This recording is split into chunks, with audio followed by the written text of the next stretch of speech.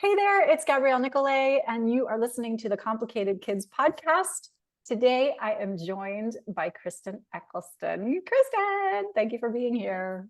I'm so excited to be here. Thank you for having me. I'm really excited for this conversation we are going to have about mental health in education. You are the director, I'm reading here, of social emotional services at the Weinfeld Educational Group. So Yes. tell us what that even means and what do you do at Weinfeld Education Group? Sure. So my primary role and responsibility is being an education advocate consultant for families, but I have a niche area, and that niche area is mental health in the education setting. It's funny. Sometimes I feel like maybe I had a little bit of a crystal ball. Not that this is necessarily a positive thing that is happening, but I really kind of went down the path of mental health needs about 8 years ago, so well before the pandemic. And the pandemic has just exploded with youth in crisis of having mental health needs. But I had been a special education teacher for many, many years, happened to fall into a circumstance where I had the opportunity to create a program for the district I worked in, focusing on mental health needs for students. And I just went down the rabbit hole. That's ultimately what I went back, got my doctorate in, wanted to understand what was happening that was making it so that we were missing students, not identifying students as having mental health needs, and what we could do from an educational standpoint, ensuring students with mental health needs had the supports and services they need. And now that I'm not in the district anymore teaching, I work directly with families, helping them ensure that their students get what they need to be successful. Okay. Oh my gosh, there's so much good stuff here. So let's start basics. When we're talking about mental health, what does that mean? It can mean so many different things. I mean, there's such a large spectrum, right? So many different things. And so, oh gosh, I'm even like, where do I start? So let me start with kind of two categories that we can put students in when it comes to mental health. There's what I like to call externalizing students and internalizing students. I think externalizing students are probably students who we have traditionally thought of having emotional disabilities for a long time. Typically, when you think of programs and supports and services for students, you think of that traditional, what we used to call ED, emotional disability programming. Some places call it social emotional services now, but it's those students who I like to call the squeaky wheel. You know something is going on, right? They make it very clear to you that something is happening through their actions, through their words. We call those the exploders at Raising Orchid Kids. Yes. Yeah. Yes. And it's obvious, right? It's yes, so it's obvious. very Their obvious. dysregulation is all on the outside. Oh, yes. And it doesn't mean that that's not a manifestation of their anxiety or mental health. It's just that is how they are displaying it, right? Yeah. But there's this whole other subcategory of students who I think often get overlooked and forgotten about because they're your internalizing students. So they're not the squeaky wheel. Those are your kids who become school avoidant. Those are your students who just shut down and have their head down or don't engage. Or a large population of these students, and this is why they get missed often, is these are the students who come to school every day sometimes. They're passing their classes, those D's and C's that still get us credits and, we move along, but they're not really D or C students. They're really A plus plus plus B students, but because they're still passing, they just kind of get overlooked. They just kind of keep moving along. Sometimes it's not until, it finally hits the wall and things are really bad because hospitalization, suicidal ideation, true school avoidant, not going to school at all, that we finally go, oh, wait, where did this come from? Yeah. What's happening here? And that has kind of been the student population that I've honed in on, because those are the ones who are often forgotten. Those are the ones who often don't have programming that works best for them, because in reality, those are students who don't actually do well in our traditional ED type of programming, because they're the students who are very overwhelmed by the externalizer, who it shuts them down more or recreates that trauma or that school avoidance. And so oftentimes there's this one size fits all for students with social emotional dysregulation, but they don't actually do well together because of what they're going through is so different from one another. Right. And what's interesting to me about these two classes of whatever we're talking about here is that the thing that's so interesting to me is that internally, Mhm. it's the same, Mhm. right? Like that stress experience looks, I don't know that it looks identical, but internally, neurobiologically, chemically, it's the same. And then we're getting two different sets of behaviors on the outside that, yeah. And then you throw in some, overwhelm and all of that. And I hear you loud and clear. These two types of kids don't mesh well. Yes. But what I hear you saying also is that programs are set up for the squeaky wheels, not for the kids who are sliding by under the radar. Yes. And I think there's a couple of reasons there. I think one, traditionally in the past, again, these are students who were overlooked.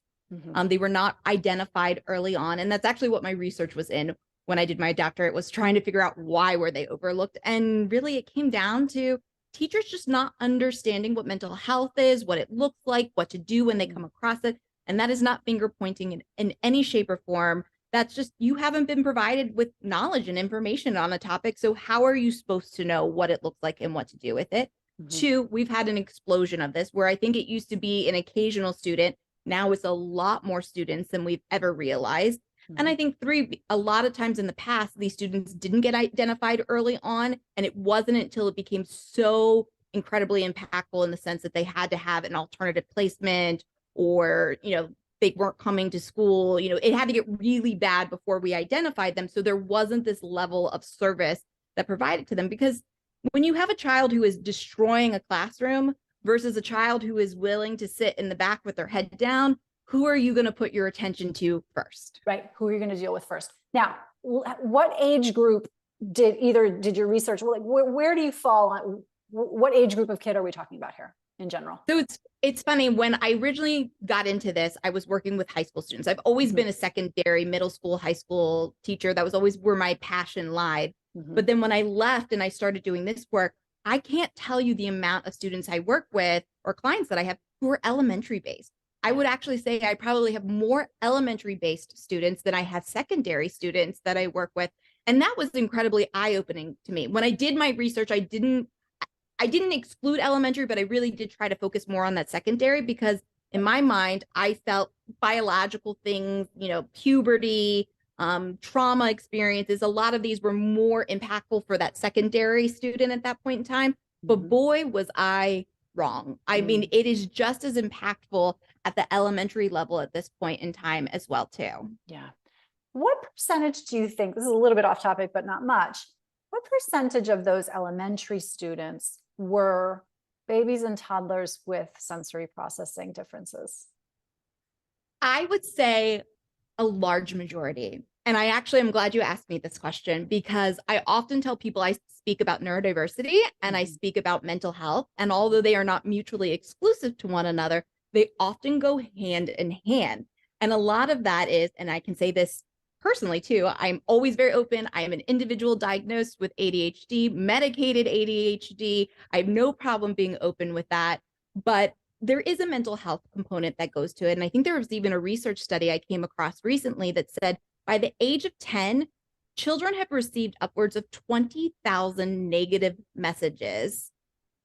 And it becomes so impactful. And I can even speak to them too, because to some degree, I think sometimes people think that they are trying to be encouraging and supportive, but ADHD people get messages all the time, and neurodiverse people get messages all the time of you're so smart. If you just tried a little bit harder, or why are you being so lazy when you're so capable of these different things? And those are the type of messages. And I do think at times there's not a malicious intent behind them. A parent or a teacher thinks they're being but encouraging. You're missing the person. Yeah, you're like 100%. completely missing the individual when 100%. you say, well, so you're doing it this way, but can you just like do it this other way that makes no sense too, by the way? Like, yeah, no, like, and 10,000 messages by the age of 10. Is that what you said? 20,000, upwards of 20,000 negative messages by the age of 10. I totally and believe you. I don't think people realize how impactful it is, one, on a child's self-esteem, but two, it also sets this tone that something is wrong with you. Yes. Something is wrong with the way that you learn. Something is wrong with the way that you're taking in information. You're not a good student. And I was undiagnosed until I was 30 years old. Yep. And it was an eye opener for me. And it made my educational career make so much more sense to me, because I honestly went through school thinking I wasn't that great of a student and that I wasn't very bright. Yes. And I didn't want anybody to know it, because I was so afraid that people would think I was stupid or that I wasn't capable. When in reality, you know, now as an adult, I feel very confident and very capable of being a smart, intelligent individual. Yeah. But it took me almost until my mid-30s for me to finally realize that. Yep. This happens in families everywhere where adults. So what's interesting, I'm sure you see this too, where kid is getting a diagnosis because now we're better at diagnosing. Mm-hmm. Yeah. Okay. Oh, yeah. Well, in the 90s, little girls didn't have ADHD. In the 80s and 90s, it was little hyperactive little boys. We were just daydreamers who needed to work harder. Exactly. Okay. So you're getting kids who are having diagnoses. Parents are now being like, oh, this describes me too. Oh, like, and now you, and it sounds like you did a little bit of this too. You look back on this catalog of events in your life and you're like, oh, well, that explains that. And that explains this. And this is why I feel like this.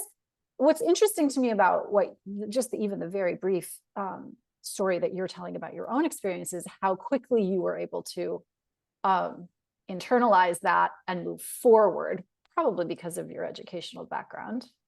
And that probably helped a lot. I have to be honest, when I went in, I didn't even go into the doctor for ADHD. I think I went in for anxiety, because anxiety and ADHD actually go hand in hand very often. Oftentimes people will mask some of their ADHD with the anxiety.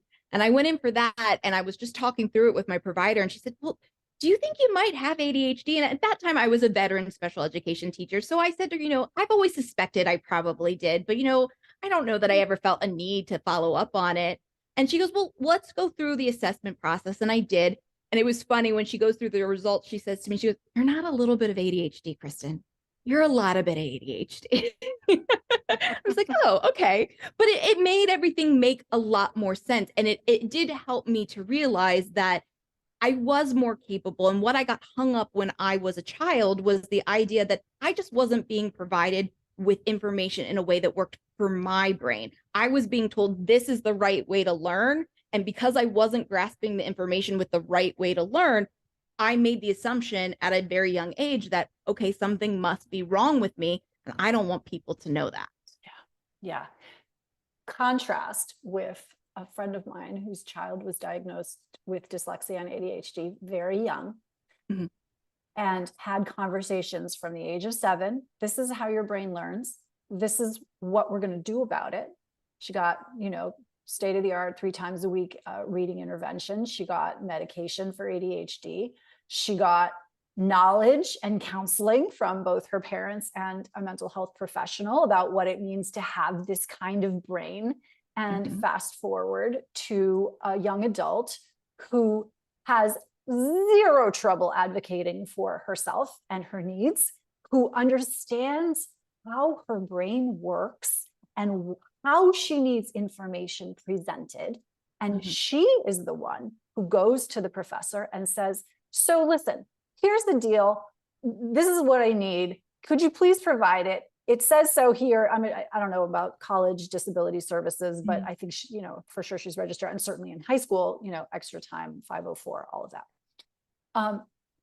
But the ownership and the solidity with which she's able to advocate for herself comes from her journey from a child, right?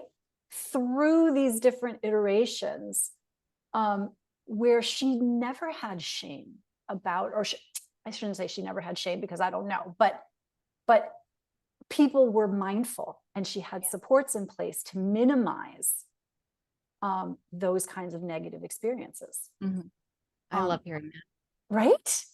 Because and if anything, I'm very envious, because I wish I had that.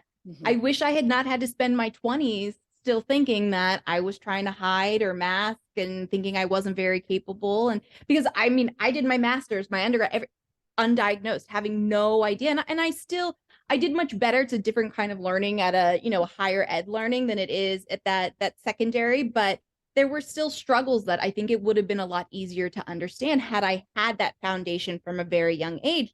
And I've talked about this with my parents and different things, and I don't point fingers. I mean, at the time that I was a child, it was still very much so not something that was identified, especially in little girls. Yeah. But it's funny to talk to so many women my age now who are in the same boat. Yeah. And we all have the same kind of traumas Yeah. and insecurity. I mean, it's almost identical, the Yeah. things that we feel and we're always insecure about going through that adolescent period in our lifetime. Well, and especially being socialized as girls, there's this whole like narrative of that we have to take care of things, which if you have ADHD is kind of hard to do because you don't have the executive functioning skills to see through the task. You can't remember, like there's all of these things that we know are core deficits of a brain with ADHD that is kind of in direct opposition with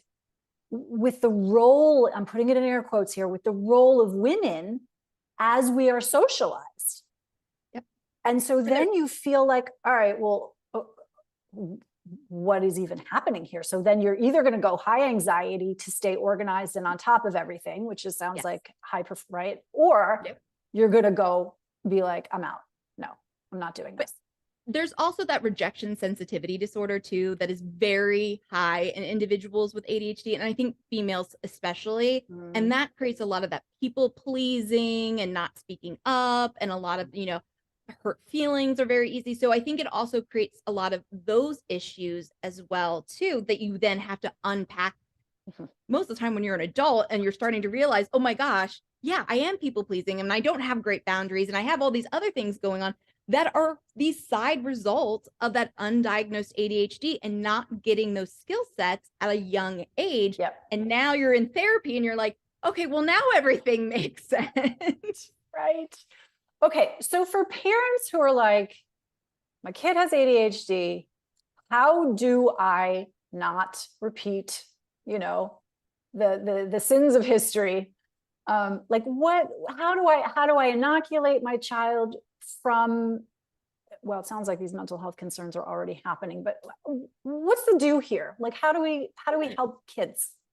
Sure. So I can actually speak from a personal point. I have a daughter, she's in 4th grade. She has ADHD. She has a 504 for her ADHD. It made a night and day difference for her. And I have very open conversations with her about who she is as a learner. I try to have conversations about, we don't use ADHD as a crutch. It doesn't mean that you don't have to do things or that you are excused from tasks like having a clean or tidy room or anything along those lines. But I also recognize that sometimes it's harder to stay on top of those things, that it's not as easy. And sometimes you need support or you need guidance on how to do some of those day-to-day tasks. And I also try to encourage her that your brain is unique. And at times, school is this one-size-fits-all type of environment. And it's going to make you feel like, oh, why am I not good at this? Or why can't I do this? But in reality, it's just you haven't been given the opportunity for your brain to take in the information you do. I try to explain to her, if you were able to get out a scale and you were to put being neurotypical and neurodiverse on a scale, they'd weigh the same. They would weigh the exact same. There wouldn't be one that was better than other. The problem is with our educational system is we value kind of a neurotypical style of presenting information to people. So those individuals who are neurodiverse end up feeling inadequate or that something is wrong with them. But in reality, it's just how your brain processes and takes in information and essentially sees the world. And if we had a more kind of inclusive way of educating, providing more opportunities, flexibility, or really just using best practices that are research-based that we know are best practices, right? Then we would have this more inclusionary setting instead of this one-size-fits-all approach. But I like to say we're still using kind of the outdated operating system of education from 200 some years ago that just doesn't work for everybody. But there are pros and cons to both, right? I tell people, okay, you're neurotypical and you're going to show up on time. I'm probably going to be about 5 to 10 minutes late, but you want me there in an emergency. I can come up with everything spot on. I'm not going to hesitate. I'm a great reactor. in an emergency. I am creative. I can get like a week's worth of work done in like a 5-hour time span. So Yeah. I have a lot of gifts, but Yeah. I have some deficits. But it's the same thing with people who are neurotypical too. You have a lot of gifts, but you have deficits. And that's why I say if you put them on the scale, they weigh the same. It's only different because the education setting is tailored to individuals who are neurotypical. Yeah, that is so interesting. Okay, I want to come back to this sensory question because I started to ask you and you said a lot. And here's why I'm asking. I have an ulterior motive, which is I see, and I have not read the research. I'm not a go get the research kind of person. I'm a go do the clinical work and see what you see kind of person. Okay, here's what I see though. Toddlers and babies who have sensory processing differences, meaning they are either usually over responsive, but also under responsive to touch, hearing, vision, mostly a lot of mostly tactile, movement, any kind of system that is easily overwhelmed by sensory stimuli has a tendency, if the sensory piece is not addressed early, has a tendency to become one of these exploders or imploders, which is feeding then anxiety, depression, and all of these kind of mental health challenges, OCD, name it, cutting, eating disorders, all of this. And again, I have not read the research. Maybe you can tell me, maybe you can't, but I see this through line of like, the world is overwhelming and unpredictable, and I can't handle it. And I have no language to do that because I'm pre-verbal. Through to the teenager who is starving herself. I don't know. What do you think? I actually agree with you. I created one time because my brain just needed to see it, and I called it the neurodiverse family trait. Because at one point in time, I was like, okay, it's like neurodiversity is like a Venn diagram and there's overlapping to some degree, right? But it's actually more of a family tree. It's kind of like everything is touching each other, but you can't quite make the Venn diagram that makes everything touch each other. So it is this idea that there is something happening there. And I think we have a very different world too. You know, if you think about our world now to what our world looked like 100 years ago, right? We have so much more input that is happening on a daily basis, from news, from social media, from music to activities. I mean, we have a much more busy world, for lack of better explain. It's busier. And so I think that's some of it too. I don't know if we were ever designed as individuals, as human beings, to live at the rate and the pace that we are. And I think some of it that, to me, at least supports what I'm saying is, if you recall during the pandemic, it's like the brakes all of a sudden got pumped, right? And we all got stopped in our tracks. And after that, you saw people go, I don't want to work like this anymore. I don't want this kind of commute anymore. It's like while we were all in it and kind of chugging along, we just didn't realize that this is how we felt. But then as soon as the brakes got pumped, so many of us have made these realizations. And then the mental health piece has gone up, not just in youth, but in adults too. And I think it's because we've been left kind of with this sensory stimulation that's finally been brought to our attention. And I think there is this correlation that associates with that sensory, with that mental health. It's all kind of interconnected to one another. And we're all going to be impacted at it at some degree. I think even neurodiverse people, I think obviously there's a little bit more of that sensitivity to it, but I think we've all been impacted by kind of this hustle and bustle. We all had a wake-up call, but none of us knew or know now even how to quite fix it now that it's been brought to our attention. Yeah, that's interesting. It's right. So there's this question mark, kind of an existential question mark happening of like, oh God, well, I don't even know what reality is anymore. And it is, I mean, I think so many of us went through it, but you're right. I mean, going back to just that sensory processing aspect, you're right. I do think that a lot of individuals who have it either overstimulated, understimulated, it does lead to you having other concerns down the line if it's not something that is addressed. And if you're not given coping strategies, I think oftentimes we just assume we'll all just figure out how to cope, but some of us don't. Some of us have to be taught how to cope. It's kind of the same adage of when they tell teachers, like, just go build a relationship with a kid. Well, not everybody has a skill set in how to build relationships with people. We can't just assume people have these skills. Sometimes we have to teach people skills. Oh my God. Okay. We're going to have to come back to that because that is like the holy grail of anybody who works, as far as I'm concerned, with children, really anybody who works with anybody. I call it the special sauce. And I'm constantly in search of the special sauce in the people that I hire, in the people that I want to work with and do business with, because what I always want to know is like, can you teach that? Is there like a skill? Is it like, anyway, that's like a whole other conversation. I'm sure we could have a whole episode just on that. Yeah, and we should. For now, if we're going to put a pin here, as much as it pains me, because you and I could talk all day long. If people want to find you, how do they do that? The best way to probably find me is through the WAG website, wagadvocacy.com. I also have a website called www.theneurodivers.teacher, which will also link you over to wagadvocacy.com. But that's where I do a little bit more speaking and deep diving into what I'm really passionate about, which is neurodiversity and mental health in the education setting. Perfect. And you are also on social media as the neurodiverse teacher. Yes, at okay. the.neurodiverse.teacher on Instagram and TikTok.